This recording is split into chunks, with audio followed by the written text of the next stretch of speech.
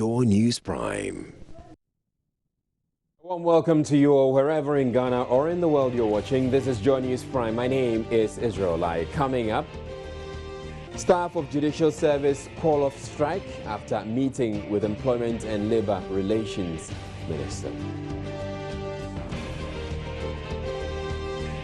Health Ministry warns Lassa Fever outbreak in some countries in the West African sub-region could soon manifest in Ghana. Also, in the bulletin, preliminary investigations point to faulty electrical wiring as cause of last night's fire at popular Accra entertainment hub Vienna City.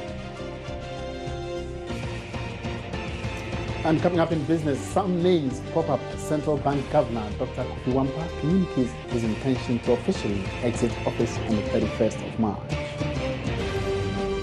And founder of Progressive People's Party blames ever-increasing levels of unemployment and underdevelopment on Ghanaians' insistence on voting for no other party apart from the NDC and MPP.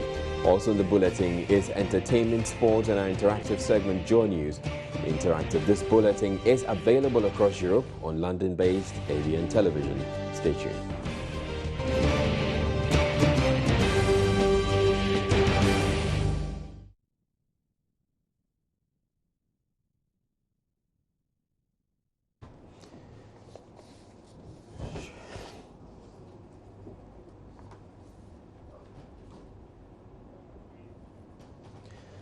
Tension is mounting between some Aggrieve residents of Kojo, a suburb of Tema in the Greater Accra region, and the Tema Development Corporation over the reallocation of land.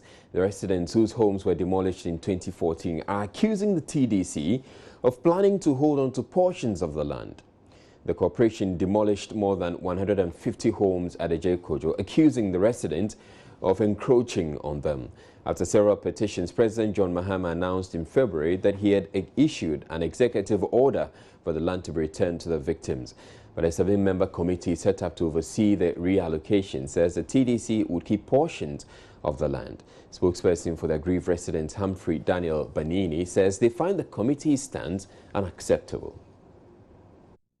We will not accept the offer because that is not what the government ordered TDC to do. In the sense that TDC is claiming that the list, he has his own list for the demolition of the houses. And how does that exactly violate the order? We have our list exceeding TDC list. So TDC is claiming the number of the houses that he has been demolished. More also, the people are more than what the TDC is expecting. More also, the land demarcation. Some people bought their land, use it for commercial business like renting houses. But now TDC, Toshi is telling us that, Honorable Toshi is telling us that she is going to give us half plot, each and every one. Whether you are having quarter plot, you are having 2 plots, you are having 4 plots. I per se, my school is on 4 plots, and she's telling me she's going to give me half plot, for which I may not understand. It seems she's going astray of what the president has ordered her, doing her own thing. But Toshi is just a member of parliament for the area. I thought the instructions would have gone to the TDC to execute. Yes, if she is carrying instruction, we have to stick to our pride. And that is what we are telling her. If the committee meets or they meet, they have to come to us. But she's using an autocratic system that she's forcing us to accept whatever they have said. And that is not what we are expecting to see. Well, what about the TDC? What have you heard from the TDC? TDC has not come to us. Honorable member is the middleman between we and the TDC. But the way she was putting pressure on us to accept whatever they met and talked about, we are not happy about. More also, the conditions over which they want to put us will not favor us. I have my house, you are telling me to put up only 2 single rooms. for which people borrowed money and built because they are coming to retirement, and they will use that, they will rent that house, feed it themselves. You were asking us we should build 2 bedrooms on the land. Now also there are poor people among us. They cannot afford what TDC is demanding us to do. Maybe somebody will put up a structure, a wooden structure, to start life. But they are forcing us to accept whatever they want to say.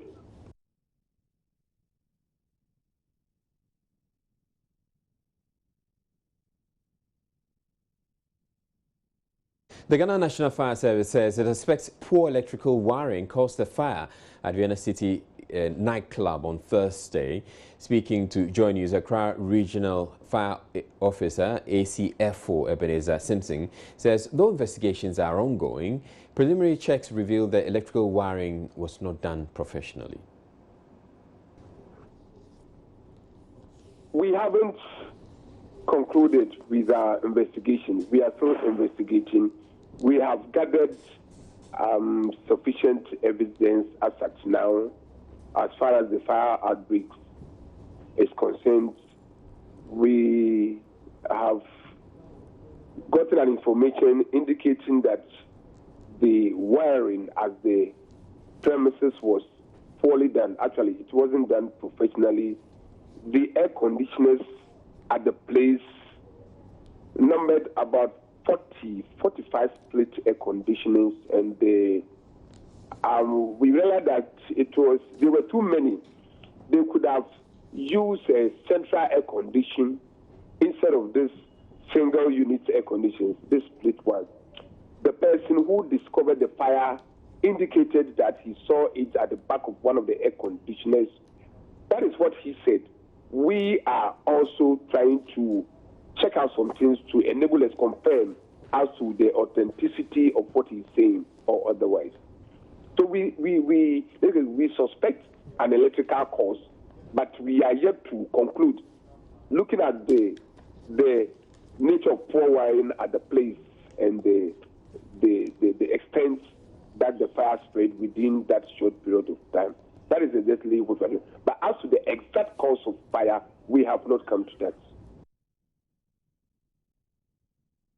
More residents living at Odona in Kwame Nkrumah Circle say they are on high alert and taking steps to protect themselves from another tragedy.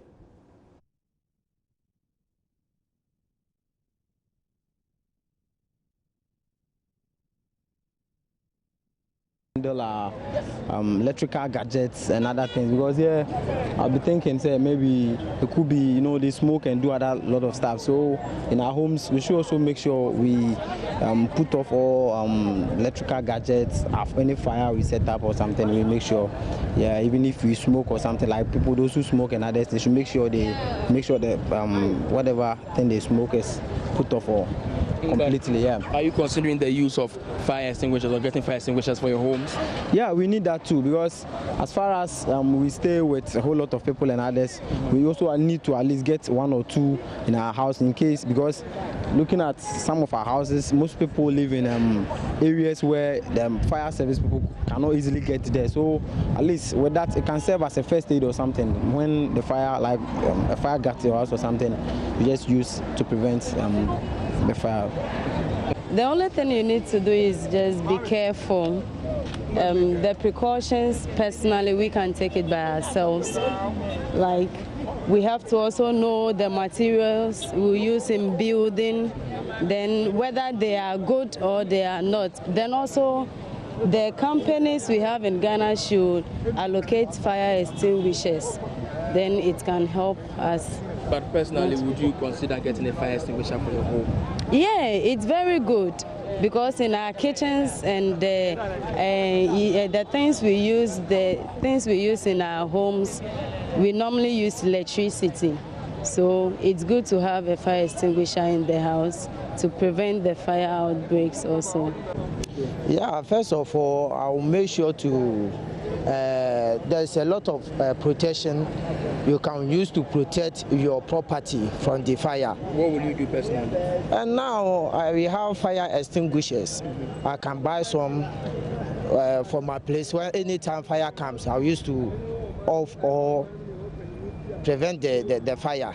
And then first of all, I'll make sure maybe I'll take my property to the people who protect fire, so that they can patrol to my place or anything. As soon as something happening concerning fire, I'll call them so that they. Now, there are a whole lot of businesses that depend on the Vienna city. Once it is functioning, we'll be going over later on in the bulletin to find out how these businesses have been impacted by the fire and the subsequent closure of the facility. In other news, founder of the Progressive People's Party, Dr. Papakwesi Indom, is blaming the ever-increasing unemployment in underdeveloped state of the nation to the blatant refusal of the electorate to vote for any other party other than the New Patriotic Party and the National Democratic Congress. He accused the electorate of being too gullible to the empty promises of the two main parties, even though they have had nothing to show for the many years they've been in power. Addressing a lecture at the Islamic University College of Ghana, Dr. Indom also rubbished the 40-year development plan being put together by the National Development Planning Commission and claims by President Mahama that the energy crisis is over. A significant number of students turned up to listen to Dr. Ndum, who has attempted the presidency on 2 occasions. First on the tickets of the CPP in 2008, and then in 2012 as a flag bearer of the PPP, a party he founded himself. Dr. Ndum, who is expected to run on the tickets of the PPP this year, asked the youth to try another party, since the two main parties have failed to transform the country for the better. When you have politicians who are more interested in catching votes, and so are willing and prepared to say any and everything so that they can get votes, that's what you get. You get plans, but you don't get implementation. Because if someone is telling you something that they know very well cannot be implemented, well, they will tell you that and get your vote. And somehow, unfortunately, we Ghanaians, we have become very gullible. We are also the part of the cause of it. Because we accept, we vote, they go, they come back, we accept again, we vote. On the 40-year development plan being put together by the NDPC, Dr. Ndum stated the directive principle of state policy the Commission is pursuing has already taken care of in the country's developmental agenda. The directive principles of state policy contained in this chapter shall guide all citizens, emphasis on all citizens, Parliament, the President, the Judiciary, Council of State, Cabinet, political parties, and other bodies and persons in applying or interpreting this Constitution and in implementing any policy decisions for the establishment of a just and free society. Dr. Ndum, who owns businesses across the country, also criticized the sitting president's interventions in the energy sector. He said, contrary to claims by President Mahama in the State of the Nation address that the worst ever energy crisis to hit the country is now over, the solution is not sustainable, with the power now being supplied even more expensive. You can produce power at any cost possible, which is what we are doing. We've brought in car power and all sorts of other badges, and they are producing power. And that power, you think it's free? It is not free. And you think it's cheap? It is not cheap. My hotel in Elmina, it used to pay 40,000 Ghana cedis a month. Now it has gone to more than 60,000 Ghana cedis a month. 1 month, one hotel. How much am I going to charge? Should I sack all the people? He also encouraged the youth to take charge of the future by holding leadership accountable. You're watching Joy News Prime. We're taking a break. We'll be back with more stories.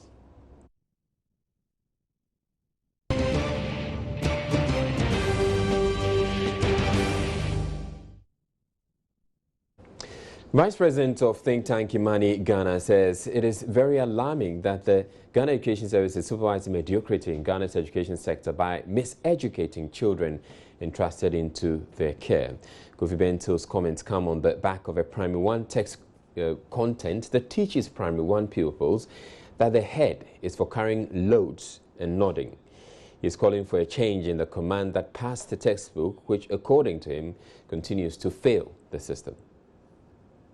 It is very alarming, and yes, I put this on social media specifically because it is one too many. You see all these things keep popping up here and there, keep popping up here and there, all right? And we see the kind of people who are being produced, especially from our public school system.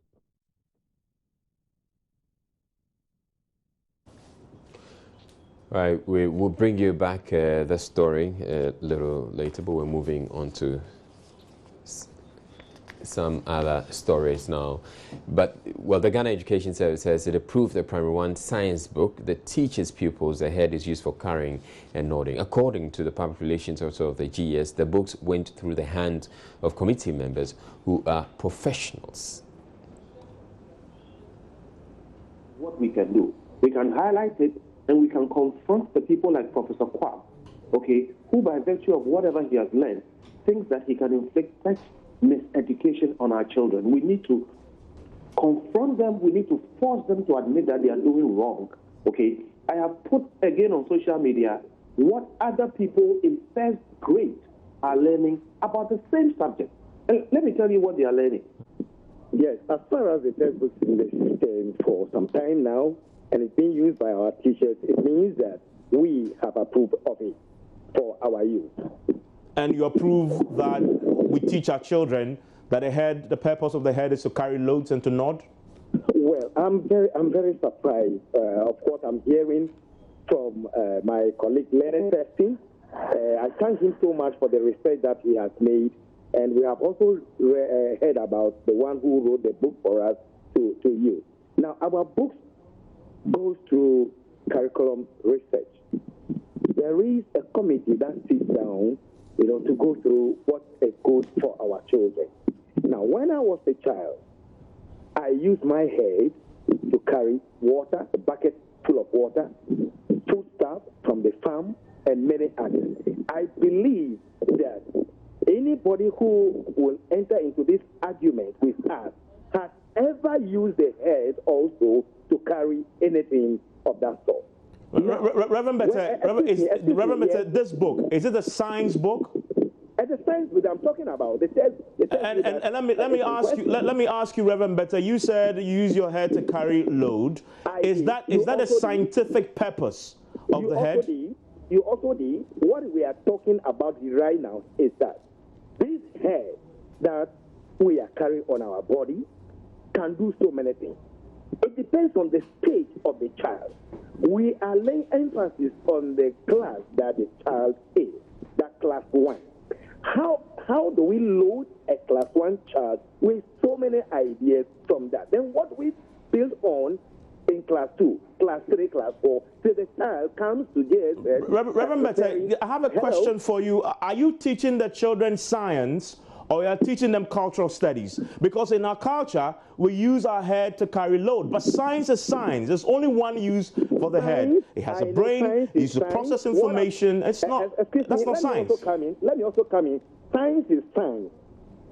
Head could be used in carrying anything scientific, both scientific or cultural. What I'm just trying to say is that there is something else that is used in reasoning, the brain. It's inside the head. Now, bringing his perspective and expertise into the matter, educationist Anis Hafa says, though the practice of carrying things is predominant in Ghana, it should not be a way to teach children going into the 21st century. He believes the textbook exposes the low expectation we have of our children. This shouldn't be a time of finger pointing or anything like that. Now, you see, there are two ways to look at it. If you were to ask me what a head is used for, under no circumstances would I say that a head is used for carrying things. That's something that's predominant in poor countries. And the practice itself, I think, is primitive, is crude. But to teach that to young people as a way forward into the 21st century, I think that is really sad. If we want to see the use of the head, now remember, the head is comprised of the eyes, the ears, the brain, nose, the sense of smell, the sense of hearing, the sense of sight. All of that helps in the thinking process. So the ideal situation is to look at to ask children, what is it that the head is used for? And invariably, I mean, from what I've heard in other places, they will tell you the head is used for thinking. You see, we have low expectations of our young people in this country. Yeah. So if a teacher were to write a book or to say that the head is used for carrying things, then that is what we expect young people to do. But what I say is that we also want to look at some best practices. Look at and I give the instance of the Japanese. The Japanese are some of the smallest people, but they use their head to build some of the largest ships. This is the way we want to look at education into the 21st century in terms of human possibility. But if we use crudity or primitive methods, which other countries are not doing now, and for some reason we in Ghana and many parts of Africa, we are still carrying things in our heads. That's how deprived we are. And then when we also begin to look at countries that we keep saying that were like us, the Singaporeans and the Malaysians and the South Koreans, the question is, what do they use their heads for? This is what we should be teaching our young people, that the head can be used in a primitive fashion, which we do, and we don't think there's anything wrong with it, even though we know there's everything wrong with it.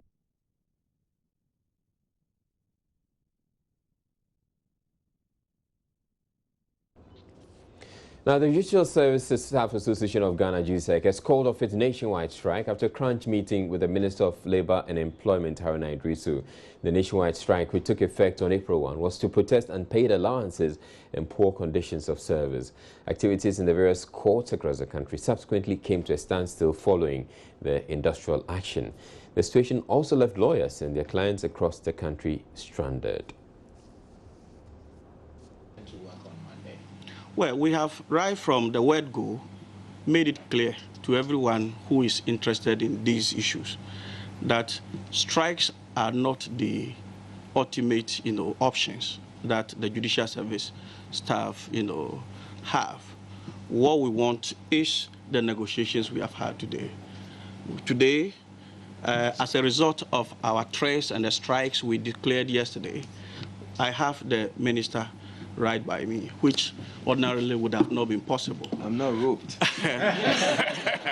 Which ordinarily would have not been possible. It showed that the interventions we have made have actually yielded results. You heard him say that judicial service is an essential service. Yes, indeed. It has been essential since Adam, except that Ghanaians did not place the right premium on it. We are very happy that this action is bringing out this reality. It is not enough to say that a service is essential. You must invest in it and show that indeed you place that premium on it.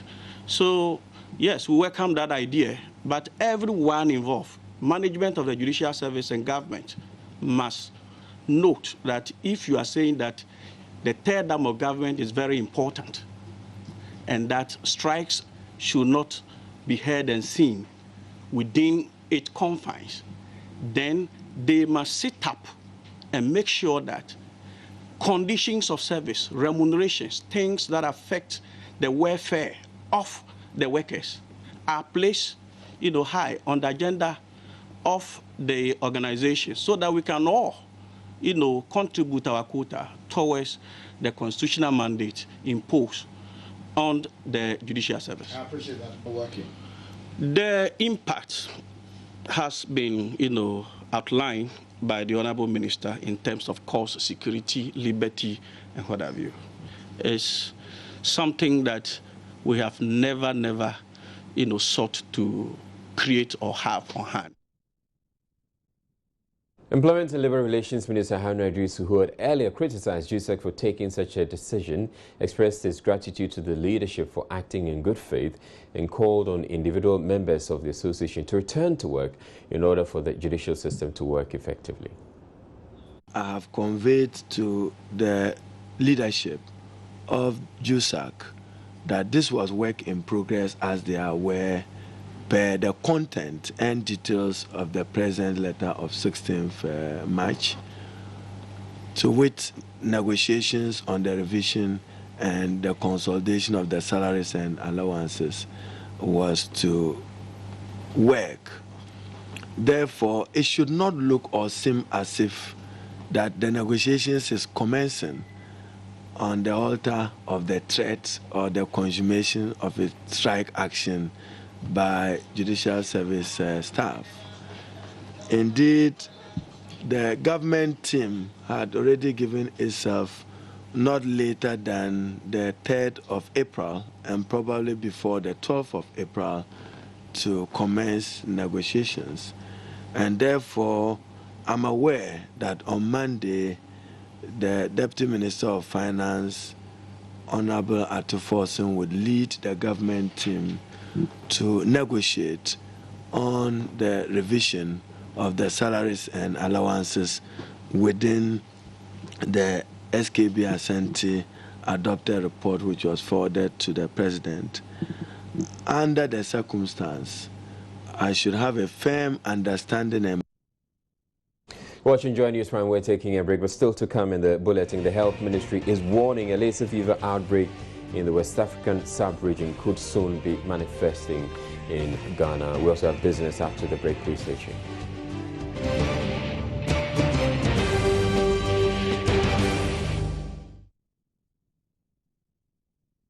It's time for business, and coming up, apparently the speculations have started as to who is going to succeed the outgoing or the outgone governor of the central bank, Dr. Kofi Wampa. And Emmanuel has all the scoop on it.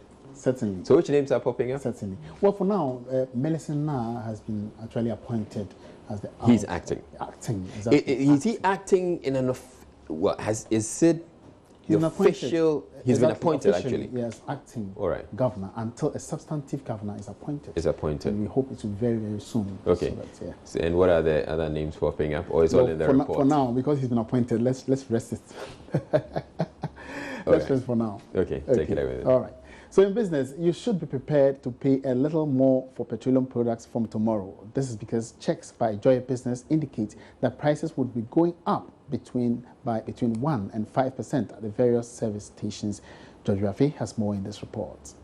Checks by Joy Business indicates that diesel is currently going for about 3 Ghana cedis, 26 pesos per litre, could be going up by 2.3%. A kilogram of LPG be going up by just under 1%.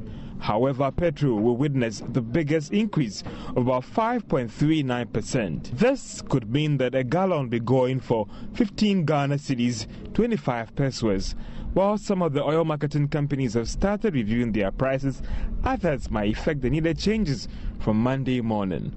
However, because of the deregulation policy, prices may still differ from one oil marketing company to the other in terms of the margin of increase. According to those who bring in and market the product, the adjustments have been influenced by the pickup in crude prices on the world market. Now, businesses and individuals now have a new opportunity to explore alternate source of power supply at a lower cost. This is through affordable solar panels produced in the country and introduced onto the market by indigenous company Strategic Power Solutions. The firm has launched its $50 million advanced solar manufacturing plant in Kpong near Tema. The CEO, Ohineba Ofori Boateng, spoke to Joy Business. These panels are certified to be sold on the European and also the American market. So the standard of it is at its most high. One simple way in being successful in business is low expenditure, increased revenue, right? So if I help you in low expenditure, then I think you have more profit to be happy about. Meanwhile, ex-President J.A. Kufuor emphasized the need for government to do more in stimulating growth of private businesses. The state, the government is not supposed to do business. It's not the business of government to do business. The business of government is to create the enabling atmosphere for those who can do it, as the pastor has told us. Open the gate so the people will do things for themselves. We didn't allow that. And that accounts a lot to the plight we find ourselves in as a society. We didn't respect the private sector. I believe Margaret Thatcher, the late former Prime Minister of Britain, who is credited to have said, even in Britain, developed economy, she remarked, apparently, that in this world, given any time, there are only a few creators. Creators, only a few creators. And he meant entrepreneurs, investors, who would dare dream, dare borrow and invest to create jobs. Such job creation creates wealth and also creates jobs for the many unemployed, meaning through them wealth is spread for the majority of people to enjoy.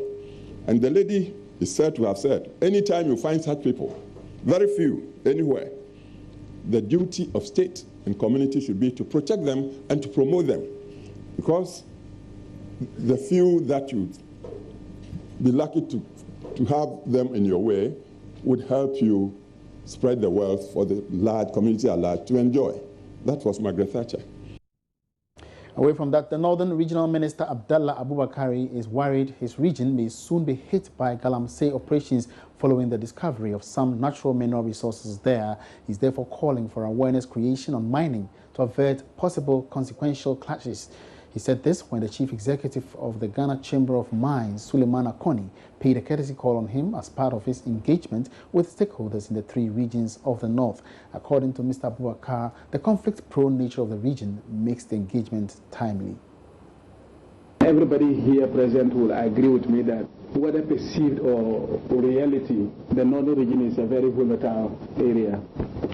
And the conflicts span from land disputes to chieftaincy disputes, and to the extent that sometimes we have conflicts that are emanating from differences in political ideologies and whatever. And therefore, no other region in this country is better placed for your interventions than the northern region as a result of this backdrop of events that I've just mentioned. Fortunately or unfortunately also, this is an election year. And you all understand that when it comes to elections, differences and disagreements that hitherto were not matters for violent conflicts can sometimes degenerate into violent conflicts, and you get people free riding on certain flimsy excuses and then getting engaged in behaviors that are quite untoward. And for you to consider for the first time to step into the north, for me, it's very timely and very appropriate.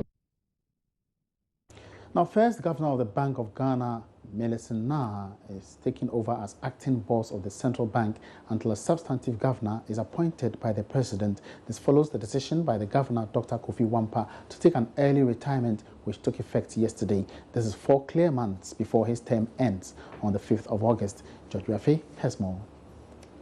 Sources at the Bank of Ghana say Mr. Nah's new role may not be automatic. Now, this is because he has to be officially confirmed by the president, even in his acting role.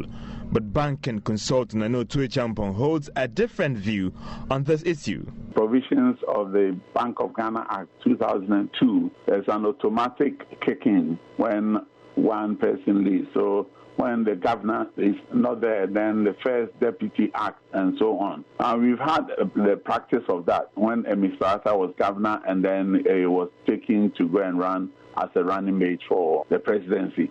So at that time, the automatic kick-in set in motion. As to whether there was a formal announcement, I cannot recall. So I think this time around, we expect that there will be the automatic kick-in as per the provisions of the Act. Joy Business is also learning that there's pressure on President John Mahama for a substantive governor to be appointed very soon to help lessen the huge workload that will be on the 2 governors. Sources say there are some critical decisions that might require someone who has been asked to act by the president or confirmed. Mr. Nah, who is expected to act from this morning as governor of the Bank of Ghana, has been the first deputy of the bank since July 2009. He has been the member of the Corporate Governance Committee, member of the Strategic and Planning and Budget Committee, and member of the Monetary Policy Committee of the Bank of Ghana, as well as the Human Resource Governance and Legal Committee of the Bank of Ghana. He will be supported by Dr. Abdul Nashiru Isahaku.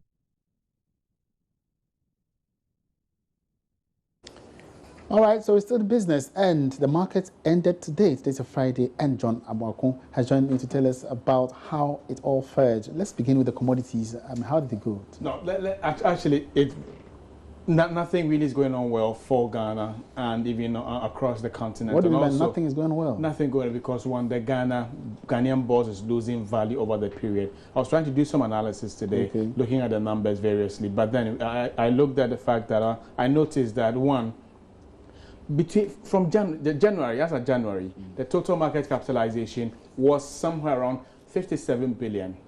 That's how much the market was worth as at 1st January. Okay. It was a Friday, I remember vividly. All right. And as at today, market capitalization 54 billion. Between 57 and 54. It's dropped. You can imagine 3 billion difference. That's quite drop. significant. Quite significant. That's what I'm saying. It's not really going that well. Okay. Right. We come down to oil. Oil actually, so it went down very, very, very low. And started actually recovering. It got to 42. Now it's also dropped back. I mean, it's dropped to almost about $38 per barrel as we speak. And there are signals that it may go a bit, further down. So these are some of the indications. I'm saying that I'm just giving some, today is Friday. Yes. I'm trying to give some summary to the numbers. So oil also on a downward trend as we speak currently. How much exactly is oil before you came here? Before I came, oil is about $38.72 cents per barrel as we speak. So that's how it was 39. 39. Now it's dropping. By tomorrow, it's likely it may go down further, a bit further. And what about gold? Gold lost about $1.56 as we speak. So the gold also going down on a downward trajectory. Okay. Cocoa lost 64. Okay, cocoa lost 64. So that's how the markets are faring as we speak currently. So nothing good. But then, So what actually is accounting for this instability in the prices of primary You can talk about China. They say China catches cold and everybody sneezes. But when it comes to cocoa, I mean, China is not. China number one consumer. They also consume cocoa a lot. When it comes to gold consumption, like I always say, China and India consume about 50% of everything that the world actually supplies onto the market, and that is how it is. So that also affected the CD and all, because revenue from these exports are not coming, and even if they are coming at all, they are not that enough. So basically, it's also affected the CD. So how's the CD faring against the international? The CD today lost to the dollar. Okay, it lost to the dollar, lost to the British pound, but gained against the euro and the Chinese yuan. But of course, it also did gain against the CFA. So that's how it's been. So, I mean, over a period of time, the CD has seen some stability marginally, though. But as we start the beginning, or we start the second quarter, the CD is starting to drop some value in there. So we actually hope to see a bit more recovery from the part of the CD as we enter. Could you give us any outlook into next week? I mean, given the abysmal performance, I mean, this week, what do we expect? I'm not expecting anything extraordinary for what's actually happened this week, because a lot of investors are going to actually look into some of these things and then project. Beginning this particular, as we also beginning the month and a new month and also a new quarter, a lot of planning activity is going to go on based on the past statistics and past data available. So that's how it is. So I'm not expecting anything different for what's actually happening. If anything at all, probably oil will still drop, lose some value. CD will still maintain that a bit of stability, but then on and off on the market. Ghana stock is not doing that well, still go on that downward trajectory until we see some of these variables actually correct itself. Well, I'll make a prediction that oil goes up. I mean, we all would want to see that, but as it goes up, you go to the pump and you also have to pay more. Exactly. So between you and me, I think we would want it to actually remain at that level. But of course, that also attracts a lot more taxes, you know. Okay. So, all right, thank you very much, John, for that update. John Amakun is our stock analyst. And that ends the business segment tonight. My name is Emmanuel Apuachi Riafi. Have a great weekend.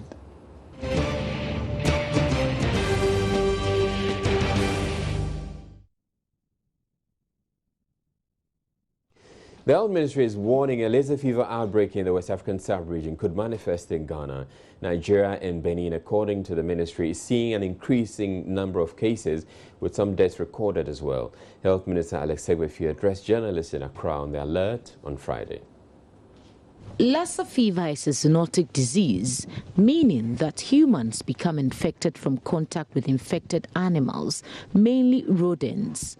The virus is said to be transmitted to humans via contact with food or household items contaminated with an infected rodent urine or feces. Person-to-person infections and laboratory transmission can also occur, particularly in hospitals lacking adequate infection prevention and control measures. About 80% of people who become infected present no symptoms, and 1 in 5 infections results in severe disease where several organs such as liver, spleen and kidney are crippled. The outbreak, which is said to have started from Nigeria, has also been recorded in Benin with 71 cases. Ghana's immediate neighbor, Togo, is said to have also started recording cases. Health Minister ExPresidents says the ministry has heightened its surveillance. The Ministry of Health has been notified of Lassa Fever and an outbreak in the West African sub-region. Some countries have already recorded cases.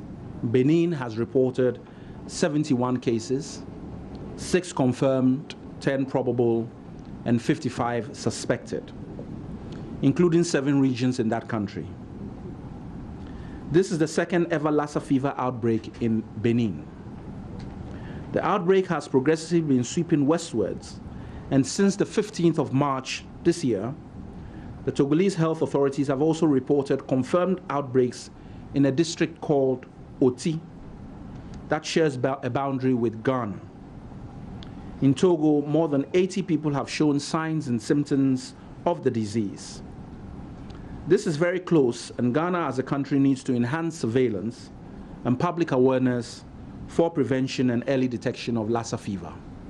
Even though there is a cure for this type of actual viral hemorrhagic disease, Lassa fever remains deadly, with high potential for person-to-person transmission. The presenting symptoms and signs are similar to the Ebola virus disease. In the light of this, it is imperative for us in Ghana to take the necessary steps and measures to prevent and protect ourselves against this deadly virus hemorrhagic disease, Lassa. ExPresidents also touched on the country's emergency response plan that has been put in place. Specifically, we recommend the following to be done in all health institutions and by all health workers. 1. Surveillance on Lassa fever and acute hemorrhagic fevers in general, using case definitions, should be enhanced. 2. Suspected cases of Lassa fever should be managed in specific isolation conditions. 3. Health workers should adhere to regular infection prevention and control measures to prevent and protect against possible nosocomial transmission. Our response, we wish to assure all Ghanaians that the Ministry of Health is following up with keen interest the progression of Lassa fever disease in the affected areas. We will not renege on our efforts to protect the people of Ghana, especially our health workers. The WHO doesn't recommend any restriction of travel or trade to Togo or Benin based on the information available on this Lassa fever outbreak. Prevention of Lassa fever requires promoting good hygiene to discourage rodents from entering